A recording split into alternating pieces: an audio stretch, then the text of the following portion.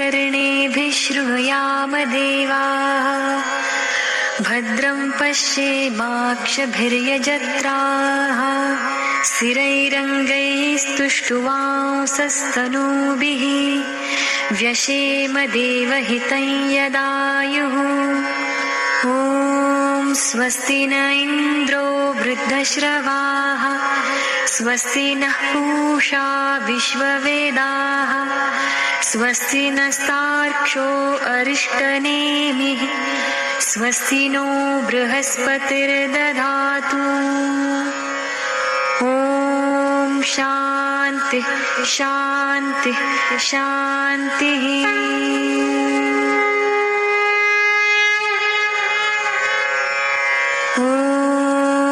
नमस्ते गणपतये त्वमेव प्रत्यक्षं तत्त्वमसि त्वमेव केवलं कर्तासि त्वमेव केवलं धर्तासि त्वमेव केवलं हर्तासि त्वमेव सर्वं खल्विदं ब्रह्मासि त्वं साक्षादात्मासि नित्यं ऋतं वच्मि सत्यं वच्मि अवत्वं माम् अववक्तारम् अवश्रोतारम् अवदातारम् अवधातारम्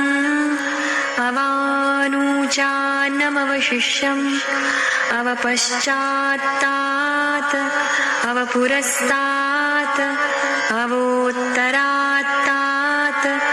अवदक्षिणात्तात् अवचोर्ध्वात्तात् अवाधरात्तात् सर्वतो मां पाहि पाहि समन्तात् त्वं वाङ्मयस्त्वं चिन्मयः त्वमानन्दमयस्त्वं ब्रह्ममयः त्वं सच्चिदानन्दाद्वितीयोऽसि त्वं प्रत्यक्षं ब्रह्मासि त्वं ज्ञानमयो विज्ञानमयोऽसि सर्वं जगदिदं त्वत्तो जायते सर्वं जगदिदं त्वत्तस्तिष्ठति सर्वं जगदिदं त्वयि लयमेष्यति सर्वं जगदिदं त्वयि प्रत्येति त्वं भूमिरापो नलो निलो नभः त्वं चत्वारि वाक्पदानि त्वं गुणत्रयातीतः त्वं देहत्रयातीतः त्वं कालत्रयातीतः त्वं मूलाधारस्थितोऽसि नित्यं त्वं शक्तित्रयात्मकः त्वां योगिनो ध्यायन्ति नित्यं त्वं ब्रह्मास्त्वं विष्णुस्त्वं रुद्रस्त्वमिन्द्रस्त्वमग्निस्त्वं वायुस्त्वं सूर्यस्त्वं चन्द्रमास्त्वं ब्रह्मभूर्भुवस्वरूं गणादिं पूर्वमुच्चार्य वर्णादिं तदनन्तरम् अनुस्वारः परतरः अर्धेन्दुलसितं तारेण रुद्धम् एतत्तव मनुस्वरूपं गकारः पूर्वरूपम् अकारो मध्यमरूपम् अनुस्वारश्चान्त्यरूपं बिन्दुरुत्तररूपं नादसन्धानं संहिता सन्धिः सैषा गणेशविद्या गणकऋषिः निःसृद्गायत्री छन्दः गणपतिर्देवता ॐ गं गणपतये नमः एकदन्ताय विद्महे वक्रतुण्डाय धीमहि तन्नो दन्तिः प्रचोदयात् एकदन्तं चतुर्हस्तं पाशमङ्कुशधारिणं हृदं च वरदं हस्तैर्बिभ्राणं मूषकध्वजं रक्तल्लम्बोदरं शूर्पकर्णकं रक्तवाससं रक्तगन्धानुलिप्ताङ्गं रक्तपुष्पैः सुपूजितं भक्तानुकम्पिनं देवं जगत्कारणमच्युतम् आविर्भूतं च सृष्ट्यादौ प्रकृते पुरुषात् परं एवं ध्यायति यो नित्यं स योगी योगिनां वरः। नमो व्रातपतये नमो गणपतये नमः प्रमथपतये।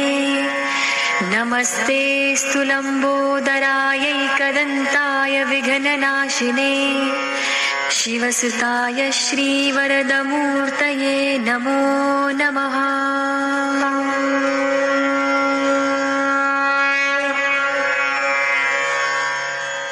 श्रीराम रक्षास्तोत्रम्। अस्य श्रीराम रक्षास्तोत्रमन्त्रस्य बुधकौशिक ऋषिः श्रीसीतारामचन्द्रो देवता अनुष्टुप् छन्दः सीताशक्तिः श्रीमान् हनुमान् कीलकं श्रीरामचन्द्रप्रीत्यर्थे रामरक्षास्तोत्रजपे विनियोगः। ध्यायेदाजानुबाहुं धृतशरधनुषं बद्धपद्मासनस्थं पीतं वासो वसानं नवकमलदलस्पर्धिनेत्रं प्रसन्नं वामाङ्करूढसीता मुखकमलमिलल्लोचनं नीरदाभं नानालङ्कारदीप्तं दधतमुरुजटामण्डलं रामचन्द्रं।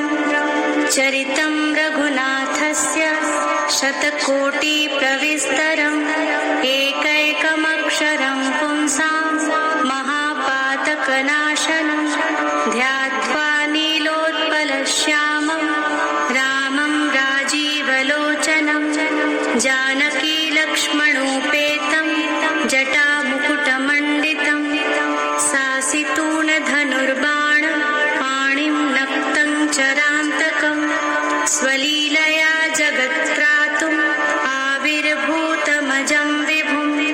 रामरक्षां पठेत् प्राज्ञ पापघ्निं सर्वकामदां। शिरो मे राघवः पातु भालं दशरथात्मजं कौसल्येयो दृशौ पातु विश्वामित्रप्रियः श्रुति।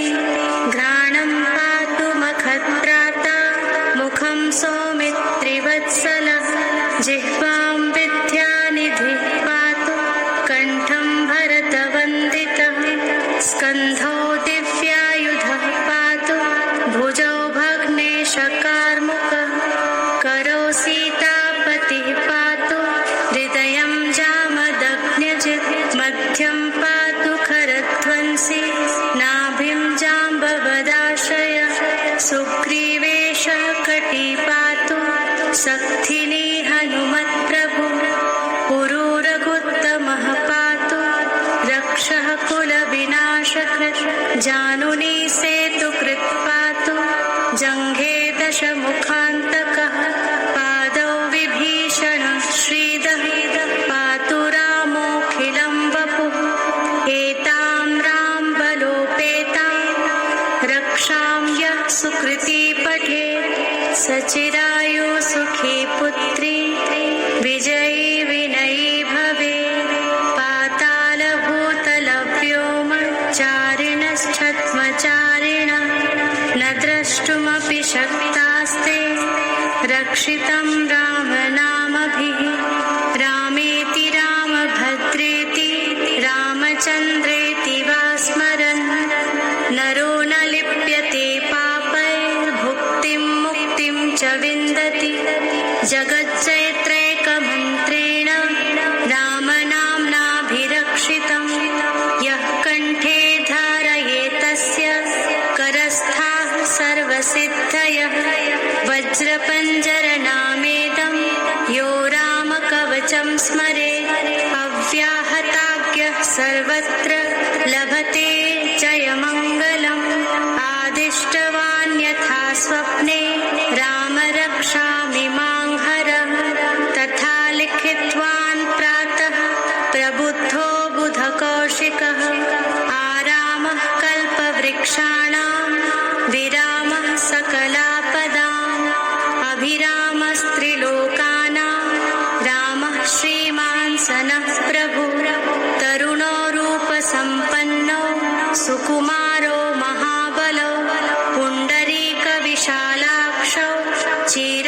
क्षीरकृष्णाजिनाम्बरौ फलमूलशिनो दान्तौ तापसौ ब्रह्मचारिणौ पुत्रौ दशरथस्यैतौ भ्रातरौ रामलक्ष्मणौ शरण्यौ सर्वसत्त्वानां श्रेष्ठौ सर्वधनुष्मतां रक्षः कुलनिहन्तारौ त्रायेतां नो रघुत्तमो आतसज्जधनुषा विशुस्पृशा वक्षया शुगनिशङ्गसङ्गिनौ रक्षणाय मम रामलक्ष्मणावग्रतः पथि सदैव गच्छताम् सन्नद्धः कवची खड्गी चापबाणधरो युवा गच्छन्मनोरथानाश्च रामः पातु सलक्ष्मणः रामो दाशरथि शूरो लक्ष्मणानुचरो बली काकुत्स्थः पुरुषः पूर्णः कौसल्येयो रघुत्तमः वेदान्तवेद्यो यज्ञेशः पुराणपुरुषोत्तमः जानकीवल्लभः श्रीमान् अप्रमेयपराक्रमः इत्येतानि जपत् नित्यं मद्भक्तः श्रद्धयान्वितः अश्वमेधाधिकं पुण्यं सम्प्राप्नोति न संशयः रामं दूर्वादलश्यामं पद्माक्षं पीतवाससं स्तुवन्ति नामभिर्दिव्यैः न ते संसारिणो नराः रामं लक्ष्मणपूर्वजं रघुवरं सीतापतिं सुन्दरं काकुत्स्थं करुणार्णवं गुणनिधिं विप्रप्रियं धार्मिकं राजेन्द्रं सत्यसन्ध्यं दशरथतनयं श्यामलं शान्तमूर्तिं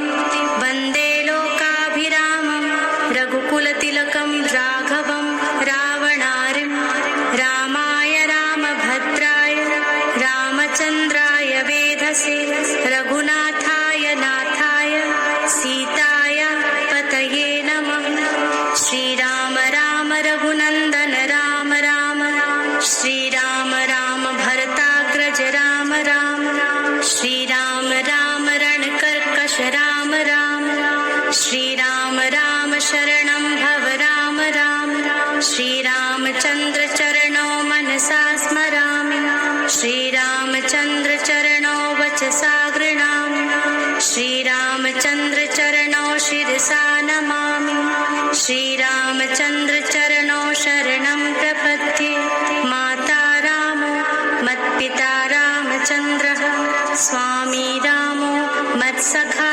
रामचन्द्रः सर्वस्वं मे रामचन्द्रो दयालुः नान्यं जाने नैव जाने न जाने दक्षिणे लक्ष्मणो यस्य वामे च जनकात्मजा पुरतो मारुतिर्यस्य तं वन्दे रघुनन्दनं लोकाभिराममदङ्गधीरं राजीवनेत्रं रघुवंशनाथं कारुण्यरूपं करुणाकरन्तं श्रीरामचन्द्रं शरणं प्रपद्ये मनोजवं मारुततुल्यवेगं जितेन्द्रियं बुद्धिमतां वरिष्ठं वातात्मजं वानरयूथमुख्यं श्रीरामदूतं शरणं प्रपद्ये पूजतं राम रामेति मधुरं मधुराक्षरम् आरुह्य कविताशाखां वन्दे वाल्मीकिकोकिलम् आपदामपहर्तारं दातारं सर्वसम्पदां लोकाभिरामं श्रीरामं भूयो भूयो नमाम्यहं भर्जनं भवबीजानाम् अर्जनं सुखसम्पदां तर्जनं यमदूतानां राम रामेति गर्जनं रामो राजमणिः सदा विजयते रामं रमेशं भजे रामेणाभिहता निशाचरचमो रामाय तस्मै नमः रामानास्ति परायणं परतरं रामस्य दासोऽस्म्यहं रामे चित्तलयः सदा भवतु मे भो राम मामुत्तर श्रीराम रामेति रामेति रमे रामे मनोरमे सहस्रनाम तत्तुल्य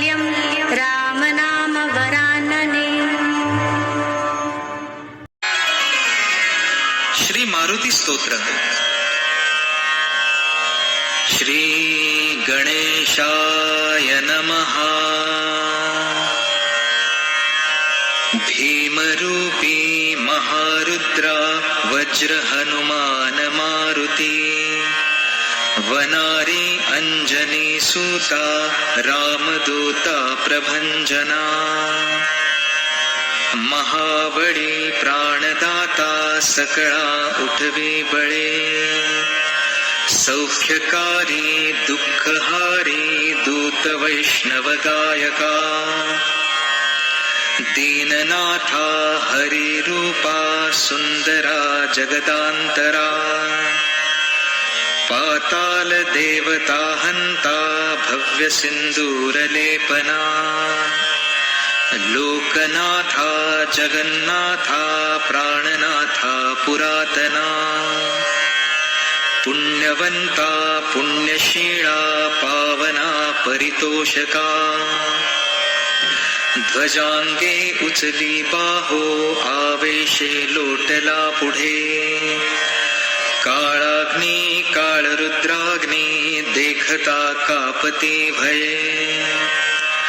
ब्रह्मांडे मायली नेणो आवळे दंतपंगती. नेत्राग्नी चालिल्या ज्वाळा भ्रुकुटी ताठिल्या बळे. उच्छते मुरडिले माथा किरीटी कुंडले बरी. सुवर्ण कटिका सोटी घंटा किंकिणी नागरा. ठकारे पर्वता ऐसा नेटका सडपातळू. चपळांग पाहता मोठे महाविद्युल्लते परी. कोटीच्या कोटी उड्डाणे झेपावे उत्तरेकडे. मंद्राद्री सारिखा द्रोणू क्रोधे उत्पाटिला बळे. आणिला मागुती नेला आला गेला मनोगती. मनासिता केले मागे गतिसे तुलना नसे. अणुपासोनी ब्रह्मांडा एवढा होत जातसे. तयासी तुलना कोठे मेरू मंदार धाकुटे. ब्रह्मांडा भोवते वेढे वज्रपुच्छे करू शके. तयासी तुलना कैची ब्रह्मांडी पाहता नसे. आरक्त देखिले डोळा ग्रासिले सूर्यमंडळा. वाढता वाढता वाढे भेदिले शून्यमंडळा. धनधान्य पशुवृद्धी पुत्र पौत्र समग्रही. पावती रूप विद्यादी स्तोत्र पाठे करोनिया. भूत प्रेत संबंधादी रोग व्याधी समस्तही. नासती तुटती चिंता आनंदे भीमदर्शने. हे धरा पंधरा श्लोकी लाभली शोभली बरी. दृढ देहो निस्संदेहो संख्या चंद्रकळा गुणे. रामदासी अग्रगण्यो कपिकुळासी मंडळू. रामरूपी अंतरात्मा दर्शने दोषनासते.